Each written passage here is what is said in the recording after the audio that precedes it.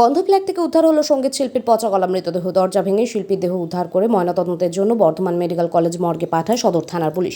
এই ঘটনায় এলাকায় নেমে এলো শোকের ছায়া। মঙ্গলবার সন্ধ্যায় বর্ধমানের ছোট নীলপুর এলাকার বৃন্দাবন গার্ডেনের বহুতল আবাসন থেকে উদ্ধার হয় সঙ্গীত শিল্পীর পচা গলা মৃতদেহ। বিভাগের উদ্যোগে সঙ্গীত মেলায় সম্বর্ধনাপ্রাপ্ত মৃত শিল্পীর নাম মানস বসু, বয়স 65 বছর। মানসবাবু সঙ্গীত শিল্পীর পাশাপাশি একজন সাহিত্যিক ও বিশ্বকবি রবীন্দ্রনাথ ঠাকুরকে নিয়ে পিএইচডি করেছিলেন তিনি। অবিবাহিত মানসবাবু নীলপুরের এই বহুতল আবাসনে একাই থাকতেন। গত কয়েকদিন ধরে আবাসনের অন্য আবাসিকরা তাকে বাইরে বেরোতে দেখেননি।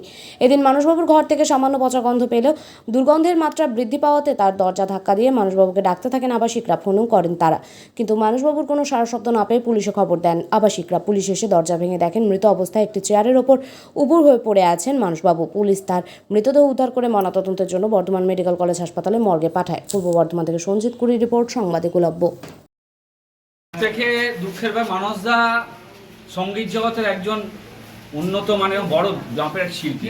আমরা মানসদাকে হারালাম। মানসদা আমাদের বৃন্দাবন গার্ডেন আবাসনে থাকেন দীর্ঘদিন ধরে। যখন আমরা 2006 সালে ফ্ল্যাট যখন কিনি, মানসদা আমরা সব এক ব্লকে থাকি। কিছুদিন আগেই উনি সম্মানে ভূষিত হয়েছেন সংস্কৃত লোকমঞ্চের এখানকার যিনি বিধায়ক, তাকে সম্মান দিয়েছেন। মানসদা মারা যাওয়াতে অপরণীয় সঙ্গীত জগতের একজন মহান শিল্পীকে আমরা কিন্তু হারালাম।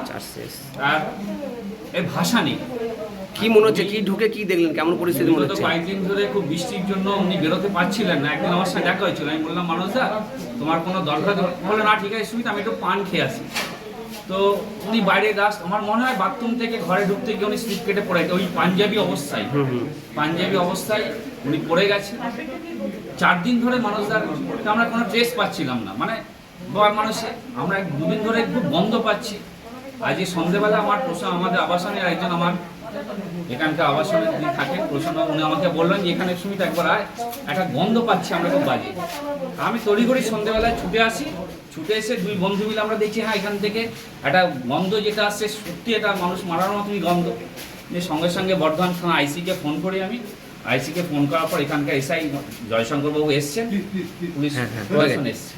ফ্ল্যাটের ছোট নীলপুর ইটভাটা রোড, বৃন্দাবন গার্ডেন। এটা মানে কি মনে হচ্ছে, কদিনের এটা এরকম?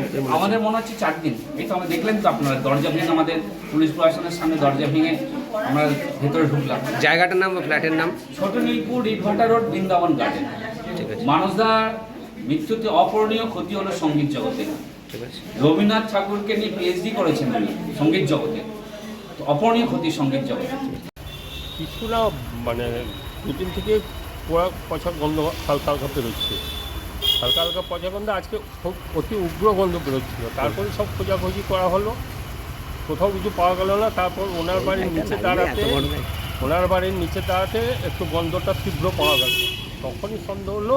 সন্ধ্যার পরে তখন আমরা পুলিশকে খবর দিই, পুলিশ আসে, তাদের সামনে দরজা ভাঙা হলো, ভিতরে দেখা গেলো উনি মরে পড়ে আছে। কি নাম ওনার? মানস বসু। উনি কে? একাই থাকতেন, বিয়ে শাদিও করেনি। উনি গানের মাস্টার ছিলেন, সাহিত্য নিয়েও চর্চা করতো, অনেক নাম ছিল সঙ্গীত জগতে। হ্যাঁ, সঙ্গীত জগতেও নাম ছিল ওনার। তারপর আবৃত্তি ফাবৃত্তিও শেখাতো, সব নানা নাম ছিল। এটা কোন জায়গা? এটা ছন্দনপুর ইটভাটা রোড, বৃন্দাবন গার্ডেন। আপনার নাম? আমার নাম অলোক চৌধুরী। কিছুক্ষণ আগেই আমাকে ফোন করে জানালো যে ছোট নীলপুর বৃন্দাবন গার্ডেন, সেখানে উনি ফ্ল্যাটে ছিলেন, আমাদের মানস বোস মহাশয়। তিনি একজন নামি দামি শিল্পী। আমরা 5 জন গুণী মানুষকে সঙ্গীত জগতে তাদের আমরা সম্বোধনা দিয়েছিলাম, এবং 23শে আগস্ট থেকে যেটা আমাদের সঙ্গীত মেলা ছিল সেখানে আমরা মানস বোসকেও দিয়েছিলাম। কারণ আমরা বহু মানুষের কাছে শুনতাম উনি একজন গুণী মানুষ এবং নামি দামি শিল্পী ছিলেন। সেই জন্যই ওনাকে আমরা সম্বোধনা দিয়েছিলাম। আজকে হঠাৎ শুনতে পেলাম, কারণ উনি অবিবাহিত, ওনার কোনো ছেলে মেয়ে বউ কেউ নাই। উনি নিজেই একা ফ্ল্যাটে থাকতেন। হয়তো 2 দিন আগে উনি মারা গেছেন, কেউ জানেন না।